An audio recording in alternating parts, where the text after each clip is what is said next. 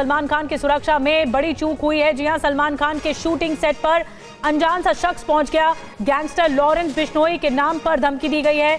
पूछताछ के लिए शिवाजी पार्क पुलिस स्टेशन ले जाया गया है शख्स को। पुलिस हर एंगल से अब जांच कर रही है। तो एक अनजान शख्स जब शूटिंग कर रहे थे सलमान खान, उस वक्त अनजान शख्स आ गया, दाखिल हो गया और लॉरेंस बिश्नोई के नाम पर धमकी दी गई। इसके जरिए पुलिस हिरासत में ले चुकी है इस संदिग्ध को।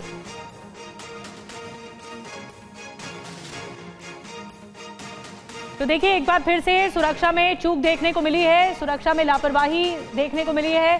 शूटिंग के दरमियान सलमान खान वहां शूटिंग कर रहे थे और एक शख्स अचानक से पहुंचता है, धमकी देता है, बिश्नोई के नाम की धमकी देता है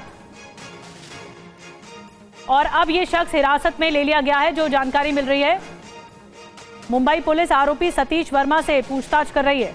इस मामले में नाम सतीश वर्मा बताया जा रहा है। इस पूरे मामले पर आरोपी से पूछताछ की जा रही है, ये कहां से आ गया और सिक्योरिटी जब इतनी टाइट थी सलमान खान की, तो आखिर ये कैसे शूटिंग के अंदर दाखिल हो गया।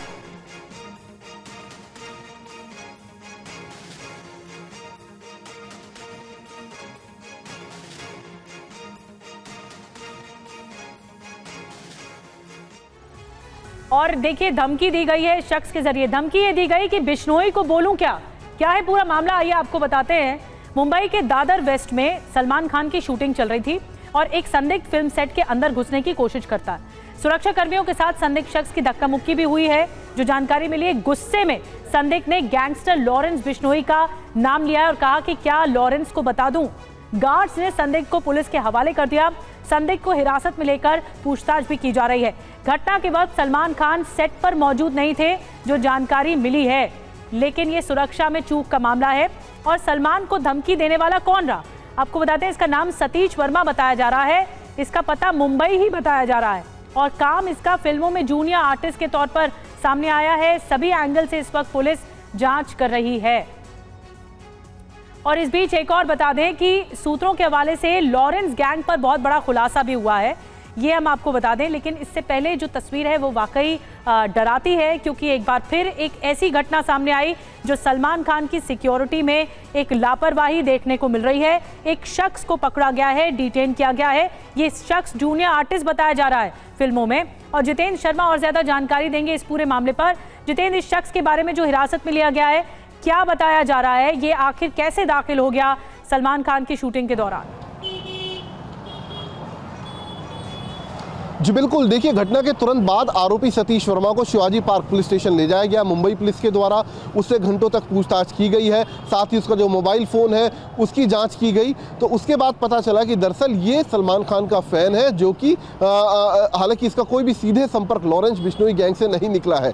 उधर एक खबर ये भी है कि हाल ही में जिस तरीके से बाबा सिद्दीकी मर्डर केस के बाद तमाम आरोपियों को पकड़ा गया, उनमें से एक शूटर ने एक बड़ा खुलासा किया है। उस शूटर का आरोप है कि दरअसल बाबा सिद्दीकी से पहले वो लोग सलमान खान को टारगेट करना चाहते थे। तो उसके बाद इस तरीके का घटनाक्रम हो जाना, तो कहीं ना कहीं सलमान खान की सुरक्षा को लेकर एक बड़ी चूक ये सामने आ रही है। हालांकि अभी भी आरोपी सतीश वर्मा से लगातार जो मुंबई पुलिस है वो पूछताछ कर रही है। जी बिल्कुल, तो बड़ी बात यह है कि एक तो पहले अप्रैल में फायरिंग कांड होता है, उसके बाद फिर सलमान खान को लगातार धमकियां मिल रही थी, बाबा सिद्दीकी हत्याकांड के बाद धमकियां मिल रही थी और अब ये मामला सामने आता है। एक और बड़ी खबर, जितेंद्र, मैं आऊंगी आपके पास। बड़ी खबर यह है कि सूत्रों के हवाले से एक जानकारी मिल रही है, लॉरेंस गैंग पर बड़ा खुलासा हुआ है। वारदात से पहले टीम का गठन करता है लॉरेंस। किसी भी वारदात को अंजाम देने के लिए एक टीम का गठन किया जाता है। इंटरनेशनल कनेक्शन का इस्तेमाल करता है लॉरेंस, ये पूरा गैंग। और पुलिस की जांच में ये जानकारी सामने आई है कि कोई भी वारदात को अंजाम देने से पहले या उस टास्क को पूरा करने से पहले सबसे पहले टीम का गठन होता है, फिर इंटरनेशनली कनेक्शन होता है और फिर उसके बाद आगे बढ़ता है वारदात को पूरा करने के लिए ये पूरा गैंग। और हाल ही में कई सनसनीखेज हत्याकांड को अंजाम दिया गया है, जिनमें बाबा सिद्दीकी, सिद्धू मूसेवाला, सुखदेव गोगामेड़ी की हत्या शामिल है। इन्हीं मामलों की पुलिस जांच के दौरान कई अहम जानकारियां, कई अहम सुराग हाथ लगे हैं। सबसे पहले लॉरेंस बिश्नोई वारदात से पहले टीम तैयार करता है, जो जानकारी निकल कर आई है। इसमें खास ख्याल ये रखा जाता है टीम में कि ये गुर्गे जो शामिल किए जाते हैं एक दूसरे को जानते नहीं हो, किसी को कोई ताल्लुक ना हो, इन्हें आखिरी वक्त पर ही टारगेट की जानकारी दी जाती है। सनसनीखेज वारदात को अंजाम देने में इंटरनेशनल कनेक्शन का भी लॉरेंस की तरफ से इस्तेमाल किया जाता है। विदेश में बैठे लॉरेंस के गुर्गे प्लान को अंजाम देने में भूमिका अदा करते हैं। इनमें गोल्डी बराड़ हो या फिर अनमोल बिश्नोई हो या रोहित गोदारा हो, इसके नाम शामिल हैं। इनसे संपर्क किया जाता है या इनके गुर्गों से संपर्क किया जाता है। इसके बाद लॉरेंस ग्राउंड पर वारदात को लेकर पल पल की जानकारी अपने पास रखता है। शूटर्स के रेकी करने से लेकर प्लान से जुड़ी पल पल की अपडेट लॉरेंस को दी जाती है। लॉरेंस हालांकि साबरमती जेल में बंद है। खुलासे के मुताबिक एक वारदात में गुर्गों को, जो ये गुर्गे शामिल किए जाते हैं, अलग अलग जानकारी इसलिए दी जाती है ताकि अगर कोई पकड़ा भी जाए, अगर कोई पकड़ा जाए और पुलिस के हत्थे चढ़ जाए तो पूरा प्लान से पर्दाफाश ना हो पाए, यानी किसी को किसी की कोई जानकारी ना हो कि कौन किससे कनेक्टेड है या ये गुर्गा किस लेवल पर लॉरेंस गैंग से कनेक्टेड है। जितेंद्र हमारे साथ और ज्यादा जानकारी के साथ लगातार बने हुए हैं। जितेंद्र, ये बहुत बड़ा खुलासा है।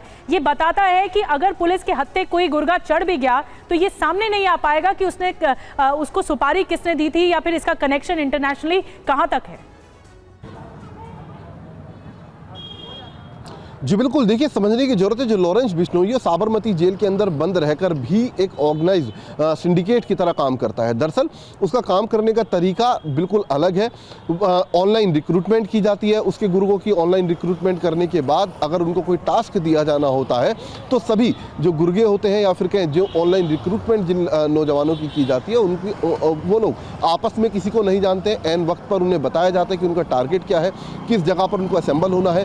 जो रेकी करने वाली टीम होती है वो बिल्कुल अलग होती है। उनको जो वेपन सप्लाई करने वाली टीम होती है शूटर्स को, वो बिल्कुल अलग होती है। वेपन सप्लाई करने का अंदाज बिल्कुल अलग होता है। बाकायदा गाड़ी को चलती सड़क पर छोड़ा जाता है और जो चाबी है वो टायर के नीचे रख दी जाती है। ये जो तमाम खुलासे लॉरेंस बिश्नोई के गैंग को लेकर हुए, उसके काम के तौर तरीकों को लेकर हुए, ये खुद लॉरेंस गैंग के पकड़े गए गुर्गों के कबूलनामे में दर्ज है, जिसमें साफ तौर पर उन्होंने बताया कि अलग अलग रिक्रूटमेंट के पीछे और खास तौर पर टास्क के बारे में या फिर टारगेट के बारे में ना बताने के पीछे यही मकसद होता है लॉरेंस का कि उसका जो प्लान है वो किसी भी तरीके से फेल ना हो जाए। जी बहुत बहुत धन्यवाद जितेंद्र। बहुत महत्वपूर्ण जानकारी और खुलासा बता रहे हैं जितेंद्र कि किस तरह से ये जो लॉरेंस गैंग है वो काम करता है और कैसे वारदात को अंजाम देने से पहले तैयारी की जाती है। पद्मश्री जितेंद्र सिंह आम आदमी पार्टी में शामिल हो रहे हैं। केजरीवाल ने जितेंद्र सिंह को सदस्यता दिलाई है, तो एक और बड़ा नाम शामिल हुआ है आम आदमी पार्टी में। लेकिन अब जानकारी मिल रही है पद्मश्री जितेंद्र सिंह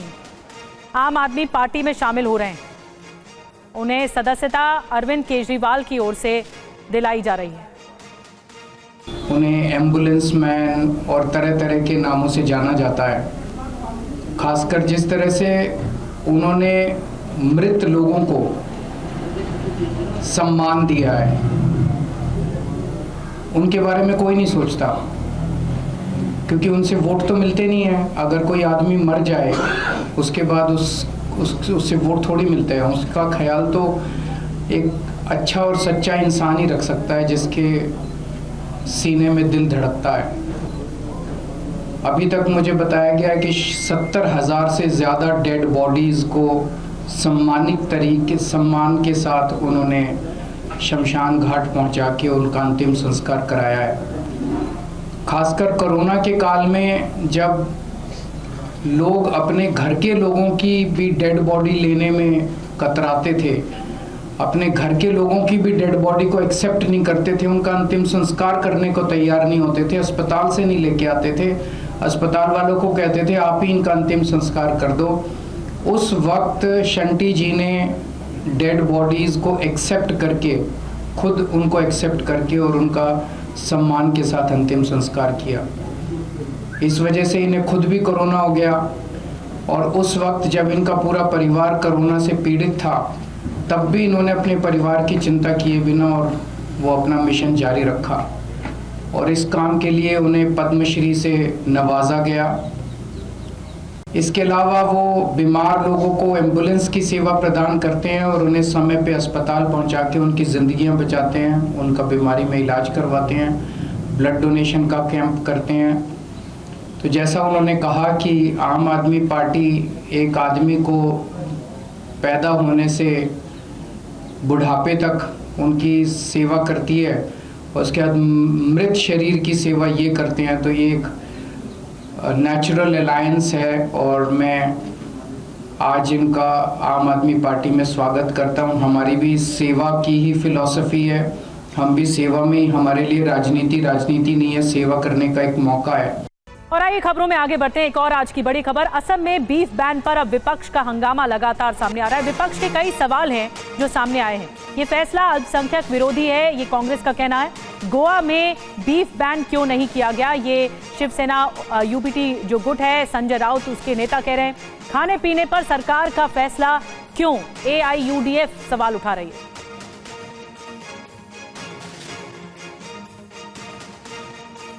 और आइए आपको सुनाते हैं कि असम के मुख्यमंत्री ने इस पर क्या कुछ कहा। हमारे असम में हमें गो हत्या को निश्चित करने के लिए कानून लाया थे। ये 3 साल हो गया, उससे हमें काफी सफलता मिला हूं। लेकिन अभी आगे जाके हम ये निर्णय किया हूं कि असम में गो मांस कोई भी रेस्टोरेंट और होटल में सर्व नहीं होगा, और साथ में कोई पब्लिक फंक्शन में भी या पब्लिक प्लेस में भी ये सर्व नहीं किया जाएगा। सो ये हमने कंप्लीटली होटल, रेस्टोरेंट और पब्लिक प्लेस में बीफ को, हमें कंजम्पशन ऑफ बीफ, मांस को खाना हमने आज से बंद करने का निर्णय लिया। पहले हमारा ये निर्णय था कि मंदिर का 5 किलोमीटर तक, लेकिन ये अभी हम पूरा स्टेट में एक्सपांड कर दिया हूं कि कोई भी कम्युनिटी प्लेस में, पब्लिक प्लेस में, होटल में, रेस्टोरेंट में आप इसको खा नहीं पाएगा। तो ये हमारा जो हमने शुरू किया था 3 साल आगे, इसको आज हम थोड़ा और एक कदम आगे बढ़ा के लेके गए। और बीजेपी सांसद इस बीच दिलीप सेकैया ने असम में बीफ बैन के फैसले को ऐतिहासिक बता दिया है। तो वहीं कांग्रेस सांसद गौरव गोगोई ने इसे झारखंड की हार से ध्यान भटकाने की चाल बताया है। चिकन बिरयानी के नाम पर अगर बीफ बिरयानी परोसा जाता है या कोई भी बीफ का जो आइटम इस्तेमाल होता है जहां पर नहीं होना चाहिए, तो एक प्रकार से हमारे सनातनी आस्था और विश्वास के ऊपर ये आघात भी है। इसीलिए मैं कोई संप्रदाय को लेकर के, कोई मजहब के लेकर के ये निर्णय मैं नहीं मानता हूं। मैं ये निर्णय भारत के सनातन संस्कृति के अनुकूल मानता हूं। अपनी इस पूरी विफलता और शर्मनाक हार को छुपाने के लिए आज ये साजिश करी जा रही है, लेकिन मेरा पूरा विश्वास है कि जिस प्रकार से झारखंड की जनता ने घुसपैठी और नफरत की राजनीति को पराजित किया, वैसे ही आने वाले चुनाव में असम के लोगों में एक ये उत्साह है कि वो हिमंत बिश्व शर्मा के भ्रष्ट सरकार के कारनामों को दंड देगी। और आइए अब आपको ये बताते हैं कि बीफ पर असम सरकार का क्या फैसला है। ये फैसले में क्या क्या है। रेस्टोरेंट या फिर होटल में गौ मांस नहीं परोसा जाएगा। सार्वजनिक समारोह में गौ मांस परोसने पर रोक है। सार्वजनिक स्थानों में गौ मांस की खपत पर रोक है। सार्वजनिक जगहों पर गौ मांस, बीफ खाने पर पूरी तरह रोक रहेगी, ये कहना है असम सरकार का। अब गिरिराज सिंह ने बीफ विवाद के लिए नेहरू को जिम्मेदार ठहरा दिया है। तो वहीं संजय राउत ने पूछा है कि आखिर गोवा और नॉर्थ ईस्ट में बीफ पर बैन क्यों नहीं लगाया गया। ये सारे फसाद के जड़ नेहरू है। नेहरू अगर भारत के अंदर ये गौ हत्या पर प्रतिबंध लगा दिए होते तो आज ये दुर्दशा नहीं होती। नेहरू बंटवारे में भी बेईमानी की, नेहरू अंबेडकर के साथ बेईमानी की। अगर अंबेडकर की बात मान लेते तो भी पाकिस्तान सारे मुसलमान चले गए होते। खाने पीने पर भी रोक लगेगा, विपक्ष कह रहा है। क्यों नहीं, जहां रोक लगाने लायक है वहां रोक लगे। नहीं, मुझे मालूम नहीं ये क्या निर्णय है, लेकिन आरएसएस के प्रमुख नेताओं ने कहा कि इस देश में खाने पीने के ऊपर कोई प्रतिबंध नहीं लगना चाहिए। अपने अपने मर्जी से लोग खाते हैं। तो आसाम में लगाया है तो गोवा में क्यों नहीं लगाया, नॉर्थ ईस्ट में क्यों नहीं लगाया, अरुणाचल, हाँ, नागालैंड, मिजोरम, मणिपुर, यहाँ आपकी सरकार है, अपने वहां क्यों नहीं बीफ बैन किया है? फिर हाँ करिए ना। फिर तो विपक्ष और सत्ता पक्ष का वार पलटवार आप देख रहे थे, और आइए अब आपको ये बताते हैं कि असम में अब तक क्या नियम थे, क्या रूल्स थे। गौमांस का, बीफ का सेवन गैर कानूनी नहीं था। मवेशी संरक्षण अधिनियम 2021 लागू है, जिसमें हिंदू, जैन, सिख बहुल क्षेत्र में गौमांस, बीफ की बिक्री नहीं होगी। मंदिर मठ के 5 किलोमीटर के दायरे में गौमांस बिक्री नहीं होती है। मंदिर मठ के 5 किलोमीटर के दायरे में मवेशी वध नहीं होता है, लेकिन इसके कंजप्शन पर बैन नहीं था, अब कंजप्शन पर भी बैन लगा दिया गया है। असम सरकार के बीफ बैन के फैसले पर समाजवादी पार्टी के सांसद इकरा हसन ने क्या कुछ कहा है, आपको सुनवाते हैं। समाजवादी पार्टी के सांसद इकरा हसन हमारे साथ हैं। असम सरकार ने सार्वजनिक जगहों पर, होटल में, रेस्टोरेंट में बीफ बैन कर दिया है। देखिए, ये दखल है निजी जीवन में, और जो हमारा कॉन्स्टिट्यूशन है वो सभी को अधिकार है हर तरीके से। अलग अलग तरीके के लोग हमारे देश में रहते हैं, अलग उनकी आस्था है, रहन सहन है, खान पान है। तो अगर इस तरीके से सरकारें रोक लगाएंगी तो मुझे लगता है ये राइट टू फ्रीडम पे एक सीधा, राइट टू फ्रीडम का सीधा उल्लंघन है। लेकिन सरकार और बीजेपी के लोग कह रहे हैं कि वहाँ का जो हिंदू जनमानस है वो ये चाहता है। देखिए, कोई किसी पर जोर जबरदस्ती नहीं करता। हमारा कॉन्स्टिट्यूशन ये भी कहता है कि मेरा जो फ्रीडम है वो दूसरे के फ्रीडम पे इन्फ्रिंज ना करे। तो जहाँ तक मेरे खान पान और पहनने का सवाल है, ये मुझ तक सीमित है। किसी को उससे आपत्ति नहीं होनी चाहिए, और मुझे किसी के उससे आपत्ति नहीं होनी चाहिए। तो मुझे लगता है ये जो इनका रवैया है, ये बिना किसी विकास के मुद्दे की बात के बजाय इसी तरीके की बातों को लाना चाहते हैं बार बार पब्लिक डिस्कोर्स में। मुझे लगता है ये घातक है हमारे कॉन्स्टिट्यूशन के लिए और देश के लिए। क्या सरकार खान पान में भी जो निजी जीवन उसमें दखल दे रही है, आप ये कह रही हैं? बिल्कुल, खान पान, निजी जीवन, पहनने ओढ़ने में, रहन सहन में, हर चीज में अगर सरकार दखल देगी तो फिर हम एक डेमोक्रेसी नहीं रह गए, फिर तो हम एक तानाशाही की तरफ बढ़ते जा रहे हैं। तो विपक्ष सवाल उठा रहा है कि सरकार खाने पीने की चीजों में भी दखल दे रही है। आइए अब आपको बताते हैं कि राज्यों में क्या क्या नियम है, कहां बीफ बैन नहीं है और कहां पर बीफ आंशिक बैन है, आंशिक तौर पर बैन है। सबसे पहले ये देखिए कि बीफ बैन कहां नहीं है, जहां पश्चिम बंगाल, केरल, मेघालय, मिजोरम, नागालैंड और त्रिपुरा, ये वो जगह हैं, ये वो राज्य हैं जहां पर बीफ बैन नहीं है। अब आपको बताते हैं कि बीफ पर आंशिक बैन कहां पर लगा हुआ है। ये जो प्रतिबंध आंशिक तौर पर लगा है वो कहां है? बिहार में आंशिक तौर पर है, झारखंड में, ओडिशा में, तेलंगाना में, आंध्र प्रदेश में और तमिलनाडु में।